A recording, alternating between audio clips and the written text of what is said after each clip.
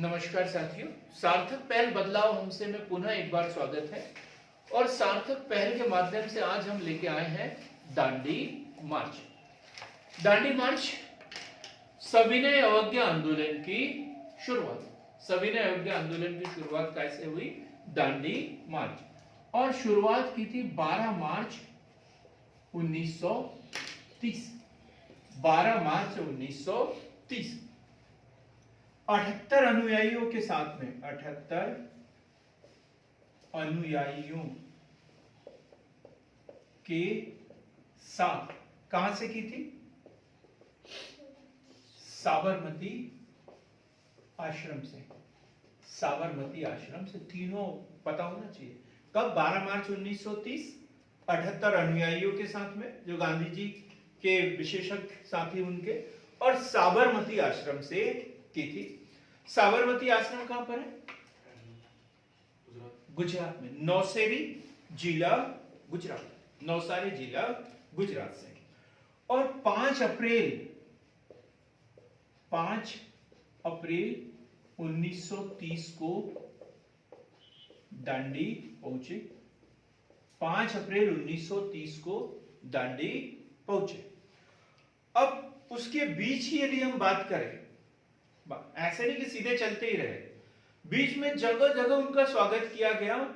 जत्थे के जत्थे उसमें शामिल होते चले गए। और एक 78 यात्रियों ने जो शुरुआत की थी, एक जन समूह, एक सैलाब सा उनके साथ में बन वहां जाते थे।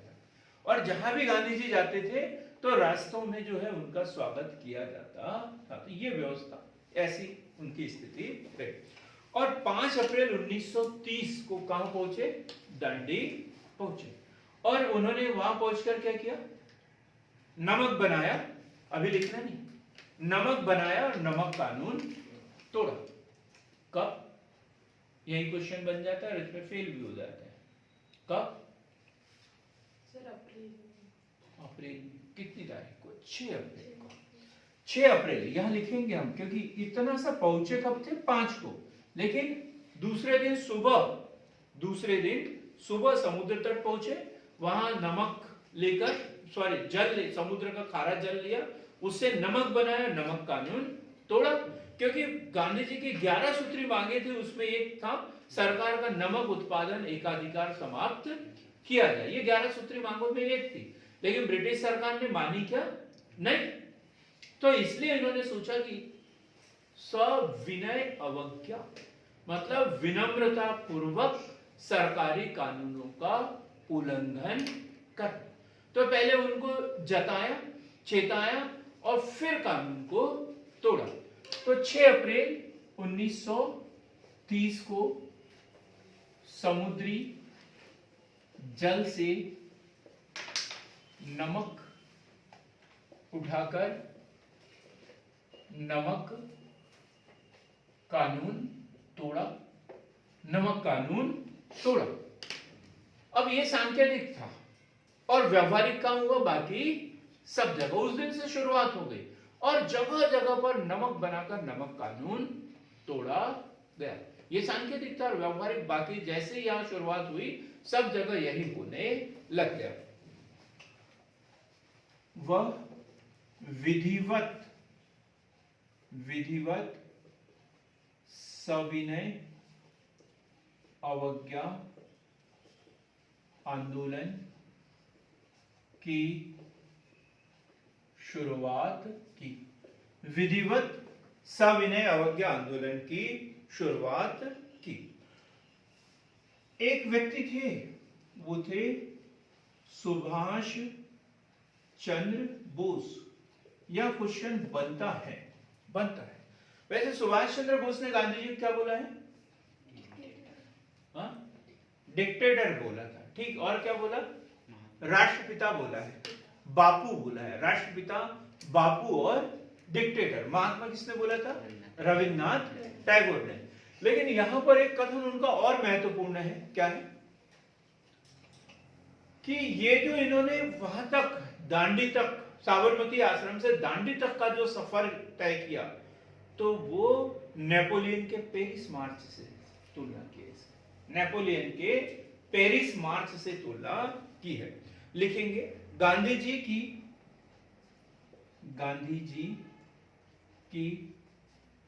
दांडी मार्च की तुलना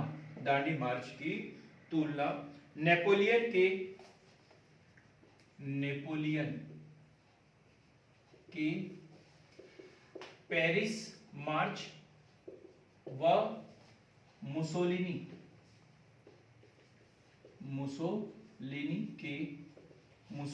के रोम मार्च से की। याद रखना है बराबर, किसने की थी?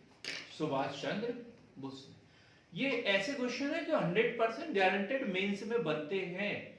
हिस्ट्री में जो भी क्वेश्चन बनेंगे लगभग इसके आसपास से ही बनते हैं। क्या कार्यक्रम थे इसके? जैसे हमने असहयोग आंदोलन पढ़ा, असहयोग आंदोलन के कार्यक्रम पढ़े अपन ने। क्या, कहां से शुरुआत की थी हमने? त्याग, सरकारी स्कूल, कॉलेज, अदालत, वस्तुएं सबका बहिष्कार, वो उसमें था। शराब और अफीम के अड्डों पर महिलाओं द्वारा धरना देना, और अंतिम क्या था? विशेष परिस्थितियों में कर अदा न करना। ये असहयोग आंदोलन के प्रमुख कार्यक्रम थे। अब हम पढ़ रहे हैं सविनय योग्य आंदोलन। इसके प्रमुख कार्यक्रम क्या थे? तो नमक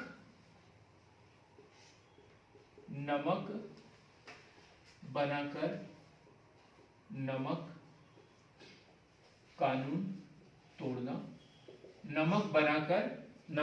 तोड़ना, कर अदा न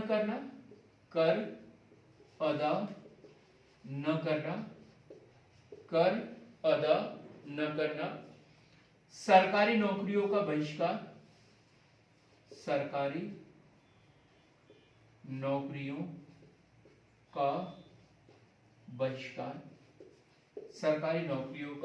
बहिष्कार, शांतिपूर्ण धरना प्रदर्शन। देखो ये जो है, अब हम असहयोग आंदोलन में पढ़ लिया था हमने, तो वो सारी बातें इसमें भी लिख लेंगे। ठीक है, तो हम बार बार उसको रिपीट नहीं करेंगे। जो कार्यक्रम थे सेम एज इट इज जैसे के वैसे। इसमें एक ऐड किया था, नमक बनाकर नमक कानून न तोड़ना। अब इसमें कर अदा न करना शुरुआत में ही था, जबकि उसमें क्या था? विशेष परिस्थितियों में जब सरकार हमारी बातें बिल्कुल भी नहीं मानती है तो हमें कर नहीं अदा करने की मुहिम चलाना पड़ेगा। लेकिन यहां शुरुआत में ही था, क्योंकि असहयोग आंदोलन जिस स्टेप पे खत्म हुआ था वहां से इसे शुरू किया गया। तो शुरुआत ही इसकी कैसे की? कर न अदा करने के साथ में। एक अंग्रेजी पत्रकार भी था इसके गांधी जी के साथ में। कौन था? Web Miller. कौन था ये?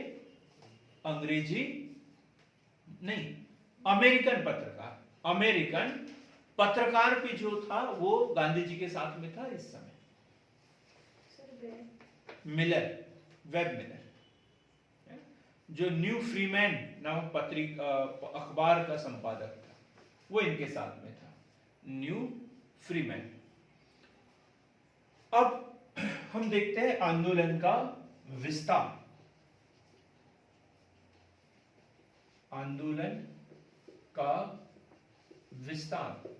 ये आंदोलन जो है अखिल भारतीय स्तर पे था। कोई चंपारण सत्याग्रह नहीं है जो सिर्फ बिहार में होगा, कोई खेड़ा सत्याग्रह नहीं है जो सिर्फ गुजरात में होगा। ये सविनय योग्य आंदोलन है, अखिल भारतीय जन आंदोलन। तो तमिलनाडु में नमक बनाकर नमक कानून तोड़ा। किसने? ये क्वेश्चन बन सकता है। सी राजगोपालाचारी।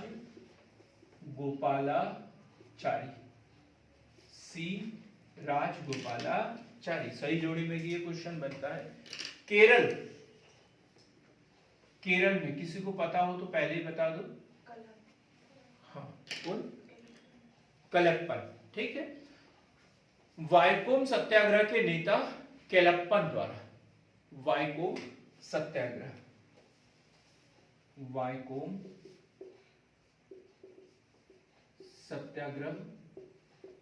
के नेता केलप्पन द्वारा, वाइकोम सत्याग्रह के नेता केलप्पन द्वारा। मालाबार तट पे भी लिख सकते हैं।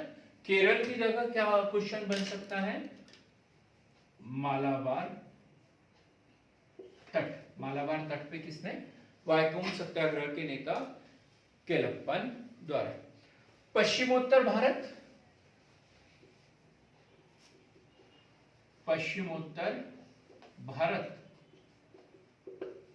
पश्चिमोत्तर भारत में किसने किया होगा? सर ऑनलाइन वाले बताए जरा एक आध। हाँ, सीमांत गांधी जिसे कहते हैं, खान अब्दुल गफ्फार खान, सीमांत गांधी। इसी कारण उन्हें सीमांत गांधी कहते हैं क्योंकि वो गांधीवादी नेता थे। ठीक, खान अब्दुल गफ्फार खान। फख्र ए अफगान इनकी उपाधि थी, फख्र ए अफगान। और इसी आंदोलन के दौरान उन्हें, इसी आंदोलन के दौरान उन्हें सीमांत गांधी की उपाधि दी थी। एक पत्रिका निकालते थे वो, खान अब्दुल गफ्फार खान, खान अब्दुल गफ्फार खान। क्या बोला फिर इन्हें? सीमांत गांधी। कौन सी भाषा बोली जाती थी उधर? पख्तून, पख्तून भाषा, अफगानिस्तान। जब हम सुभाष चंद्र बोस पढ़ेंगे तब भी देखेंगे कौन सी भाषा? पख्तून, पख्तूनी भाषा। तो पख्तूनी भाषा में, या पश्तो जिसे कहते हैं, पश्तो या पेशावरी भाषा, इसमें दशरोजा नामक अखबार वो निकालते थे। और एक संगठन भी बनाया था इन्होंने। कौन सा? ये क्वेश्चन तो बहुत बार पूछा है। खुदाई खिदमत गार, खुदाई खिदमत गार नामक एक संगठन बनाया जिसमें लाल कुर्ती दल, ये क्वेश्चन भी बना है, पीएससी ने पूछा है, लाल कुर्ती दल। लाल कुर्ती दल स्वयं सेवकों के रूप में कार्य करते थे, स्वयं सेवकों के रूप में कार्य करते थे, स्वयं सेवकों के रूप में कार्य करते थे। बंबई, अब हम देखेंगे बंबई। ये क्लियर हो गया ना हमारा पश्चिमोत्तर भारत। पश्चिमोत्तर भारत में कौन? खान अब्दुल गफ्फार खान। इसी कारण इन्हें सीमांत गांधी भी कहा गया। वहां पश्तो भाषा बोली जाती थी, पेशावरी भाषा बोली जाती थी। उसमें पख्तून नामक पत्रिका या दशरोजा नामक समाचार पत्र, ये अलग अलग तरीके से एक खुदाई खिदमतगार नामक संगठन बनाया। और इसमें लाल कुर्ती दल जो होता था, जो लाल कपड़े पहनते थे, इसलिए लाल कुर्ती संगठन बोला जाता था। और ये क्या करते थे? स्वयं सेवक के रूप में कार्य करते थे। वहां पर एक विरोध भी हो रहा था इनका। और कौन कर रहा था विरोध? विरोध कर रहे थे यहां पर जिन्ना साहब। जिन्ना साहब विरोध कर रहे थे। क्या बोलते हैं इनको? पठानों के हिंदूकरण, पठानों का हिंदूकरण या नपुंसक बनाने के कार्यवाहक, ये बोला इन्होंने। किसको? खान अब्दुल गफ्फार खान। क्योंकि जब भी कोई व्यक्ति कुछ अच्छा करना चाहता है तो अड़ंगे डालने वाले ऐसे सड़े गली मोहल्ले में कहीं पर भी मिल जाते हैं। तो ऐसा हुआ वहां पर भी। तो पठानों के हिंदूकरण या नपुंसक बनाने में कार्यवाहक। और जबकि इन्हें कौन सी उपाधि दी थी? सीमांत गांधी। बादशाह खान भी इसी को कहा जाता है, बादशाह खान, बादशाह खान। अब बंबई में कौन कर रहा था संचालन? सविनय अवज्ञा आंदोलन का। ऑनलाइन वाले कोई बताना चाहे तो, बंबई में? नहीं, गुड, नमस्कार मैडम। बहुत दिन से आपकी आवाज नहीं सुनी थी, अभी मैंने देखा था ग्रुप में, तो मैं बोलने वाला था लेकिन मैंने सोचा अब जाने दो। ठीक है, अच्छा लगा। हाँ जी मैडम।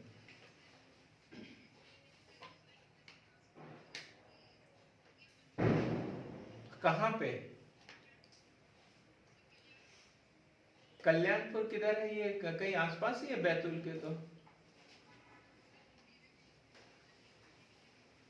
चलो, बधाई हो मैडम आपको, बहुत बहुत शुभकामनाएं आगे की नौकरी के लिए। चलो, बहुत बढ़िया हुआ। ठीक है, ठीक है, ओके। तो बंबई से सरोजनी नायडू, सरोजनी नायडू, बरसाने, एक शब्द सुना है क्या आपने? बरसाने, बरसाना, हाँ सुना है? क्या है बरसाना?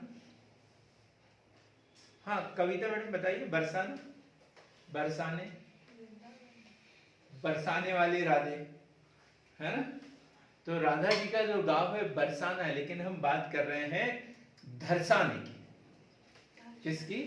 धरसाने की। ठीक, तो यहाँ बरसाने के चक्कर में भूलना नहीं है इसे। ये धरसाना है, मुंबई के धरसाने से किसने नेतृत्व किया? क्योंकि ये समुद्र तट पे जाना पड़ता था इसके लिए, और वहां जाकर नमक बनाना होता था।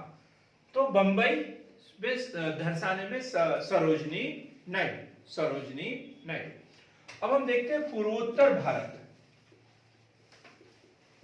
पूर्वोत्तर भारत। सर, अगर ये बम्बई की जगह मतलब पश्चिम भारत भी आ सकता है ना? कंफ्यूज। हाँ, बिल्कुल आ सकता है। अभी बीच में टेस्ट दिया था आपने, हाँ, तब मतलब मैं थोड़ा सा कंफ्यूज। हाँ बिल्कुल होगा। पश्चिमोत्तर भारत, पश्चिमी भारत, ये पश्चिमोत्तर तो ये हो गया, ये पश्चिमी भारत, पूर्ण रूप से पश्चिमी भारत। ठीक, अब पूर्वोत्तर भारत की बात कर रहे हैं, तो उसमें मणिपुर, मणिपुर, और मणिपुर में किस नाम से जाना गया इसे?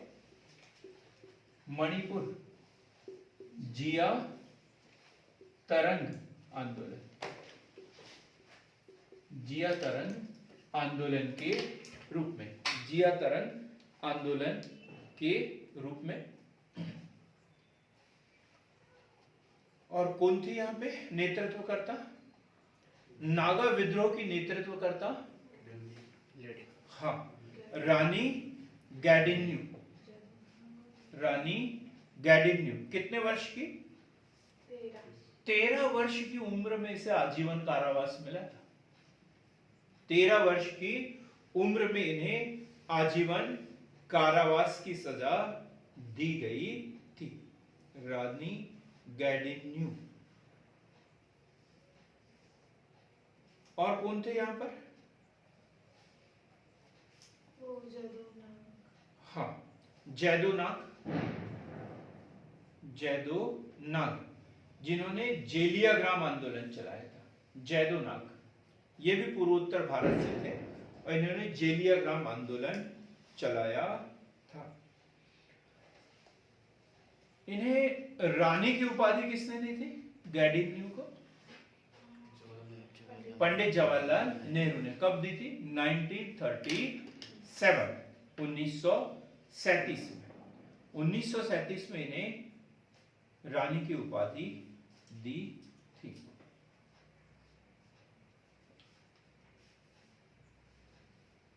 गढ़वाल रेजिमेंट, जब ये आंदोलन तीव्र हुआ और ब्रिटिश सरकार ने दमन चक्र चलाया, दमन चक्र चलाया, तो वहां गढ़वाल रेजिमेंट, उनको बोला था कि इनके ऊपर गोलाबारी करो, हथियार चलाओ। और गढ़वाल रेजिमेंट के प्रमुख थे उस समय चंदर सिंह। गढ़वाल रेजिमेंट, और कौन उसके प्रमुख? चंदर सिंह ने गढ़वाल रेजिमेंट व उसके प्रमुख चंदर सिंह ने इस आंदोलन का समर्थन किया, समर्थन किया।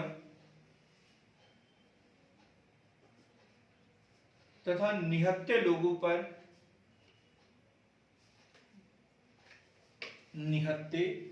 लोगों पर गोलियां चलाने से मना कर दिया।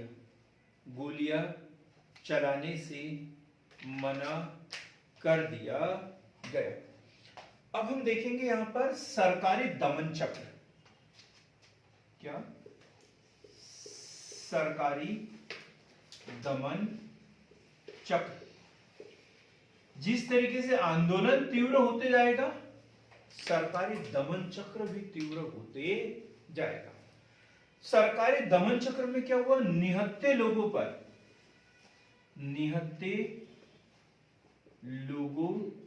पर लाठियां बरसाई। निहत्थे लोगों पर लाठियां बरसाई।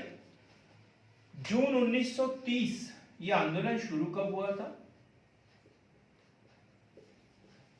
ये आंदोलन शुरू कब हुआ था? 12 मार्च 1930। विधिवत रूप से हुआ था 6 अप्रैल 1930, जब उन्होंने क्या किया था? नमक बनाकर नमक कानून तोड़ा था। पहले तो उन्होंने दांडी मार्च किया तो अंग्रेजों को कोई आपत्ति नहीं, चलो जाने दो, देखते हैं क्या करते हैं। और फिर जब आंदोलन तीव्र होना शुरू हो गया तो फिर अंग्रेजों ने क्या किया? दमन चक्र चलाया। सबसे पहले तो निहत्थे लोगों पर लाठियां बरसाई। 30 जून 1930 को सभी प्रमुख दलों को गैर कानूनी घोषित कर दिया। जितने भी राजनीतिक दल जो सविनय अवज्ञा आंदोलन से सहमत थे, कांग्रेस, मुस्लिम लीग, हिंदू महासभा, सभी दलों को गैर कानूनी घोषित कर दिया गया। शीर्ष नेताओं में कौन होंगे? नेहरू जी और महात्मा गांधी। पंडित जवाहरलाल नेहरू, महात्मा गांधी आदि को गिरफ्तार कर जेल में बंद कर दिया गया। एकदम सरल सा है, इसमें ज्यादा कुछ कठिन नहीं है। एक आध शब्द इधर उधर हो जाए तो भी गलत नहीं होगा, एकदम सही होगा, क्योंकि दमन चक्र के बारे में हमें बताना है। फिर क्या बताया? दर्शन कौन कर रहा था वहां से क्रांति का नेतृत्व? सरोजिनी नायडू। अब सरकार ने लाठियां चलाने का आदेश दिया था, गोली चलाने का आदेश तो नहीं दिया था, लेकिन वो सिपाही जो थे बंदूकधारी थे, तो इन्होंने क्या किया? उल्टी बंदूक पकड़ के उनकी मुठ से मारना शुरू कर दिया। लिखेंगे इसे। दर्शाना में जहां सरोजिनी नायडू के नेतृत्व में धरना दिया जा रहा था, लोहे की मुठ लगी लकड़ियों से दमन किया गया।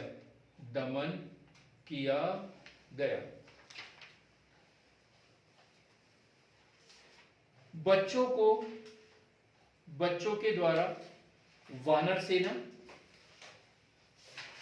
ये क्वेश्चन पूछा गया, मंजरी सेना वाला क्वेश्चन। मंजरी सेना पीएससी ने पूछा था। कब गठन हुआ था इसका? महिलाओं के द्वारा 1930 के सविनय अवज्ञा आंदोलन के दौरान बच्चों ने वानर सेना और महिलाओं द्वारा लड़कियों की मंजरी सेना तैयार की गई।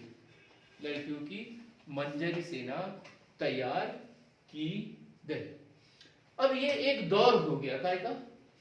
असहयोग आंदोलन का प्रथम दौर। अब धीरे धीरे बातचीत शुरू होगी तो हम 2-3 घटनाएं पढ़ेंगे उसमें की। अब हम पढ़ेंगे मलंग बाबा। एक बार मैंने क्वेश्चन दिया था मलंग बाबा मेंस में क्वेश्चन दे दिया था। इंदौर से बच्चा पढ़ के आया और बोले मैंने ये शब्द पहली बार सुना है, जबकि इंदौर में 4 साल कोचिंग करके आए थे। इसके बावजूद उन्होंने बोला था कि हमने ये शब्द पहली बार सुना है। तो क्या है ये मलंग बाबा? गांधी जी को उत्तर पश्चिमी कबायलियों द्वारा उत्तरी पश्चिमी कबायलियों द्वारा मलंग बाबा के नाम से संबोधित किया गया। मलंग बाबा के नाम से संबोधित किया गया। ठीक है, अब हम बात करते हैं साइमन कमीशन। वापस जाते हैं वहां पर। हमने साइमन कमीशन पढ़ा, तब भी बताया था। ये रिपोर्ट कब सौंपी थी साइमन कमीशन ने? ब्रिटिश संसद में 1930 में। अब इधर आंदोलन चल रहा है और उधर क्या हो गया, साइमन कमीशन ने अपनी रिपोर्ट सौंप दी और उसमें क्या लिखा कि राज्यों में उत्तरदायी शासन। केंद्र में बोला क्या? नहीं, राज्यों में उत्तरदायी शासन। साइमन कमीशन कब गठन? 1927 में। भारत में कब आया? 1928 में। लेबर पार्टी के सदस्य कौन थे इसमें? लॉर्ड एटली। अध्यक्ष कौन थे? Sir John Simon. Conservative party के कितने सदस्य थे इसमें? चार। चमड़े का नहीं है इधर। कितने सदस्य कंजर्वेटिव पार्टी के? 4 सदस्य।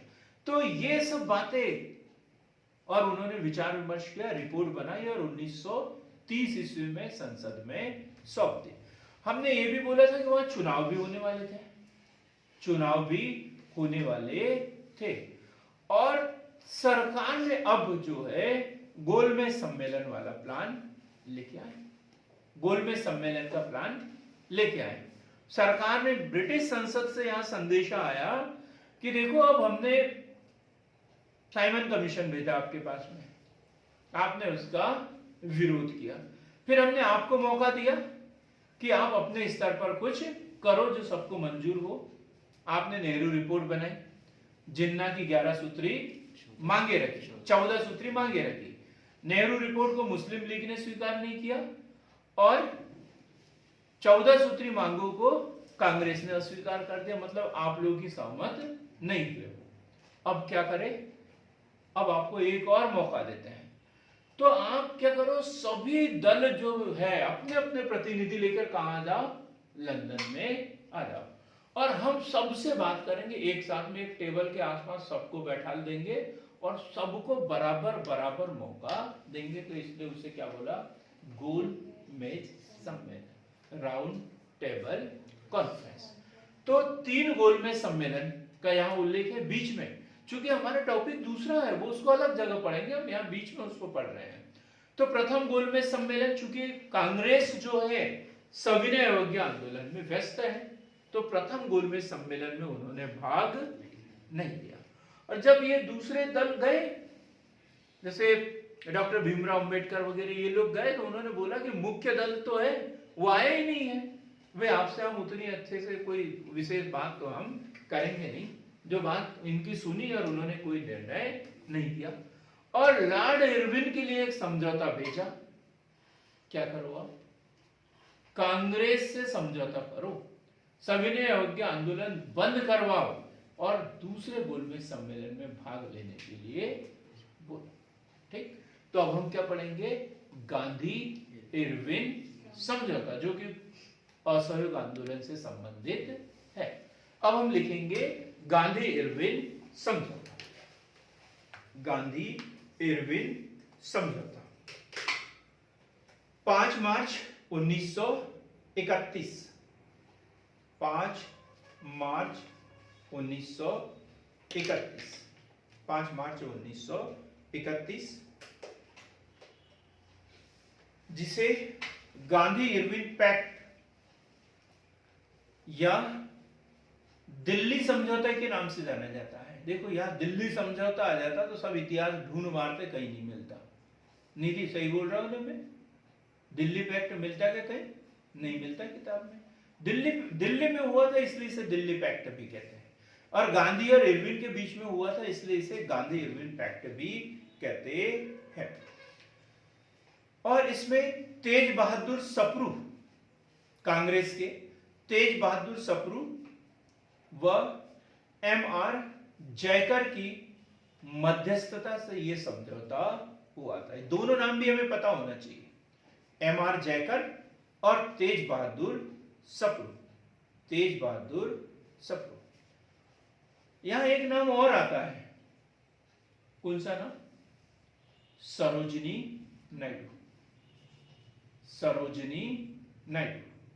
क्या बोला था इन्होंने? अमरदीप भालेकर जी, सरोजिनी नायडू ने क्या बोला था? सरोजिनी नायडू ने बोला था इरविन और गांधी जी वो दो महात्माओं का मिलन। ठीक, ये कथन याद रखना है। तो इरविन व गांधी जी को दो महात्मा इनके द्वारा कहा गया। दो महात्मा कहा गया।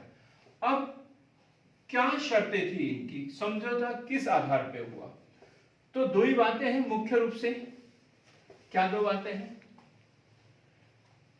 कि कांग्रेस जो है गोलमेज सम्मेलन में भाग लेने के लिए राजी हो जाए, और कांग्रेस जो, और दूसरा आंदोलन को स्थगित कर दे। आंदोलन को स्थगित कर दे, इसी के लिए प्रयास किए जा रहे थे। तो इसमें पहली शर्त जो थी वो क्या थी? हम एक दो शर्त पढ़ लेते हैं। तो सविनय अवज्ञा आंदोलन स्थगित कर दिया जाएगा। सविनय अवज्ञा आंदोलन स्थगित कर दिया जाएगा। कांग्रेस ने स्वीकार कर लिया, ठीक है हम कर लेंगे। दूसरा, प्रत्यक्ष रूप से राजनीतिक हिंसा में, प्रत्यक्ष रूप से हिंसा में भाग न लेने वाले बंदियों को क्या कर दिया जाएगा? रिहा कर दिया जाए। थी ये मांग गांधी जी की 11 सूत्री मांगों में थी ना, इसको स्वीकार कर लिया। ऑब्जेक्शन यही लगता है कि गांधी जी ने उस समय वो तीन लोगों की भी बात कर लेना था। कौन थे तीन लोग? भगत सिंह, सुखदेव और राजगुरु। इन तीनों की भी बात कर लेते, और ब्रिटिश सरकार उस समय दबाव में थी। जब समझौता हो रहा था तो इन तीनों को भी वो रिहा कर सकते थे, क्योंकि उन्होंने कोई कत्ल वगैरह तो किया नहीं था। उनके ऊपर इल्जाम कौन सा था हम पूरा पढ़ेंगे डिटेल में, लेकिन अब बात निकली तो बता रहा हूं, यहां पर उनकी आलोचना यहां की जाती है। और कौन सी? समुद्र के आसपास, समुद्र के आसपास, समुद्र के आसपास निवासी व्यक्तियों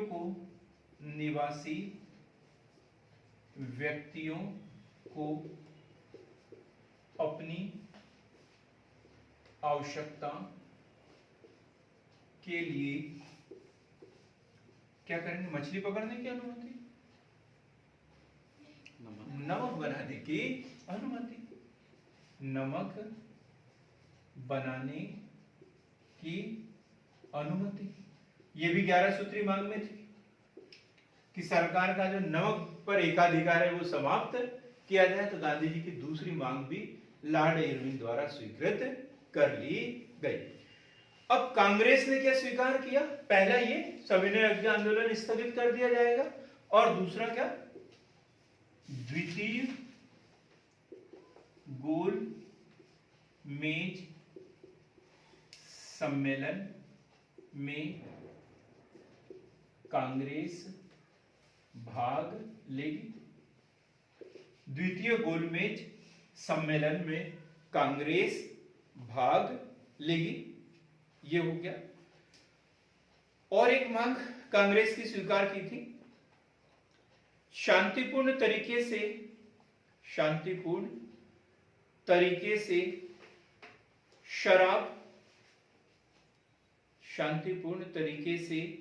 शराब वो विदेशी कपड़ों की दुकान पर धरना देने की अनुमति। ये सारी बातें जो है स्वीकृत कर ली गई। यह है गांधी इरविन समझौता। कब हुआ था? 5 मार्च 1931। तो अभी एक ब्रेक हुआ है सविनय अवज्ञा आंदोलन में। सविनय अवज्ञा आंदोलन समाप्त हुआ क्या अभी? नहीं। तो हम भी ब्रेक लेंगे और सविनय अवज्ञा आंदोलन का दूसरा पार्ट जो है वो दूसरे वीडियो में देखेंगे। तो आज हमने देखा दांडी मार्च, सविनय अवज्ञा आंदोलन, गांधी इरविन समझौता।